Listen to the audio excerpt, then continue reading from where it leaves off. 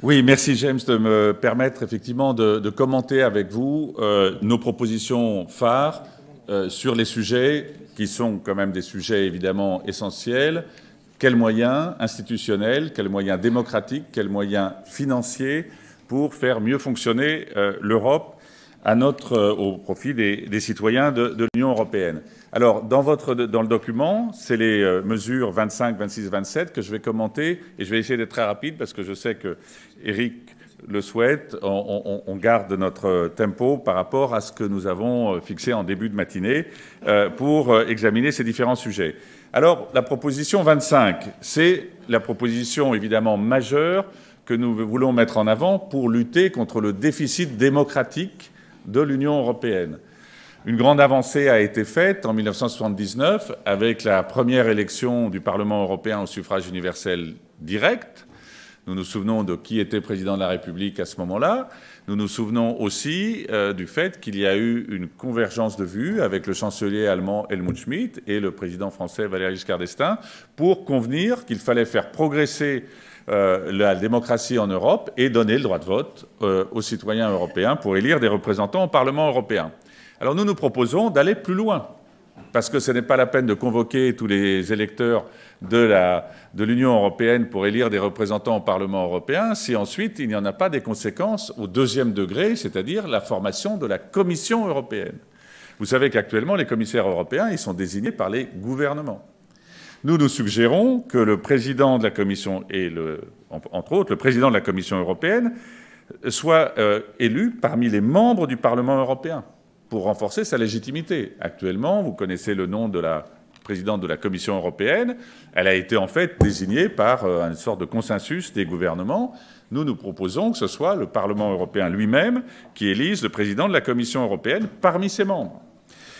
Et nous proposons également que le président élu propose une liste de commissaires européens, les 27 commissaires européens, eux-mêmes soient des élus du Parlement européen. Comme pour l'essentiel, les ministres français sont pris parmi les parlementaires français.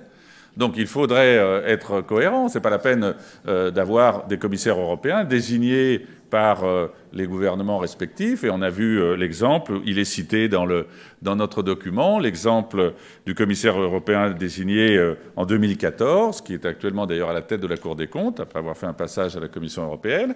Et en fait, si vous voulez, c'est une désignation du gouvernement français, alors que ça n'était pas du tout représentatif des tendances qui s'étaient dégagées lors des élections du Parlement européen de 2014 dans notre pays. Voilà, donc ça c'est une proposition forte, faire en sorte que les citoyens français dans leur vote et les citoyens européens dans leur vote commun puissent désigner finalement au deuxième degré des commissaires européens et ensuite une élection du président ou de la présidente de la Commission européenne. Deuxième sujet, c'est de donner plus de droits d'initiative législative au Parlement européen. Là aussi, c'est une cohérence par rapport à ce que nous pouvons revendiquer, un pouvoir d'équilibre législatif du Parlement européen entre la Commission, le Conseil européen et le Parlement européen. Donc, vous savez que nous sommes de ceux qui considèrent qu'il est normal qu'il y ait un équilibre des pouvoirs. Ça fait partie également je dirais, des points saillants de notre famille de pensée politique. Et ces pouvoirs doivent être équilibrés entre le pouvoir d'initiative du Parlement européen et les propositions émanant de la Commission. Et puis, dernier sujet et non le moindre, c'est la question des moyens financiers, budgétaires de l'Europe. Actuellement, ce sont des contributions des pays membres qui représente 57% du budget de l'Union européenne. Donc c'est la majorité du financement de l'Europe est assurée par ces fameuses contributions européennes, des contributions nationales qui sont fondées sur le revenu national brut. Vous vous souvenez de la négociation de Mme Thatcher par rapport à la contribution britannique. Et donc ce système avait déjà été contesté par Jean Monnet dès l'origine, parce que cela fragilise en fait la construction européenne en maintenant des sortes d'égoïsmes nationaux et surtout des réflexes de dire voilà ce que nous mettons dans le budget européen et voilà ce que nous voulons avoir en retour. Bon, c'est évidemment une vision qui est restrictive de ce que serait un fonctionnement normal d'une instance européenne qui ait ses propres ressources. Donc nous souhaitons pouvoir trouver des ressources propres et qui permettraient d'autant plus de récupérer au plan national la contribution actuelle au budget européen.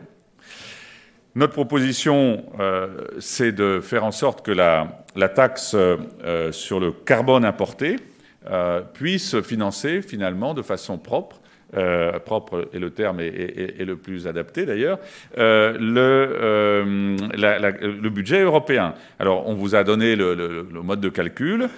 Il y a 2,25 milliards de tonnes de carbone en moyenne qui sont importées dans l'Union européenne chaque année.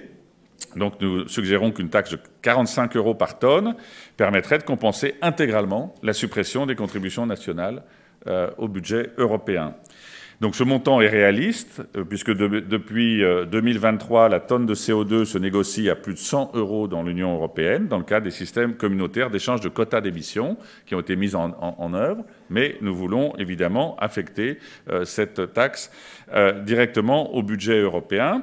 Et nous proposons, parce que nous sommes aussi cohérents, nous proposons que les 17 milliards d'économies qui seraient donc ainsi repris en fait sur cette contribution française au budget européen soient affectés pour moitié à la dépendance, 8,5 milliards d'euros. Nous savons tous ici combien depuis des années nous avons reculé l'échéance du financement de la dépendance pour des raisons à la fois budgétaires de la sécurité sociale et de nos propres dépenses actuelles, et notre propre endettement et les déficits accumulés depuis 1980 en particulier. Donc nous avons une difficulté pour financer la dépendance. Nous proposons que la moitié de cette économie sur la contribution française soit utilisée pour la dépendance et l'autre partie pour financer 8,5 milliards d'euros pour financer le logement.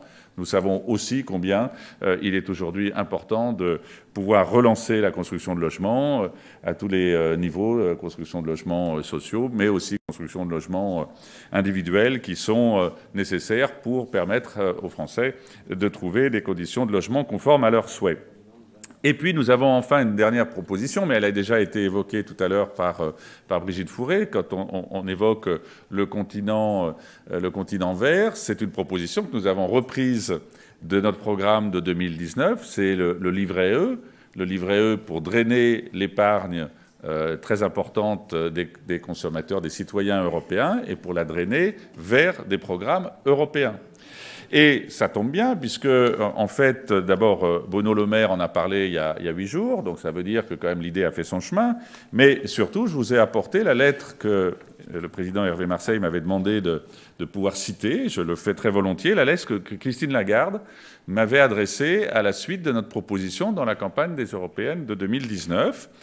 Et elle m'avait dit « Monsieur le maire, cher ami, je vous remercie pour votre proposition et je vous prie d'excuser le retard avec lequel je réponds. » Et elle répondait en août 2020. « Nous avons soigneusement étudié la possibilité de créer le livret d'épargne E, qui me paraît une excellente initiative. Une telle initiative ne fait malheureusement pas partie de notre mandat au niveau de la Banque centrale européenne, car la Banque centrale européenne ne tient pas de compte d'épargne privé. Cependant, je vous engage à suggérer cette idée à la Banque de France ou au service financier de la Commission européenne. » Donc aujourd'hui, cette proposition, nous la remettons sur la table. Nous sommes heureux de savoir que Bruno Le Maire l'a reprise à son compte. Donc on lui demandera simplement de verser les droits d'auteur. On donnera les adresses correspondantes, le RIB de l'IDI. Et donc, je crois qu'il est important de souligner que nous sommes dans une cohérence.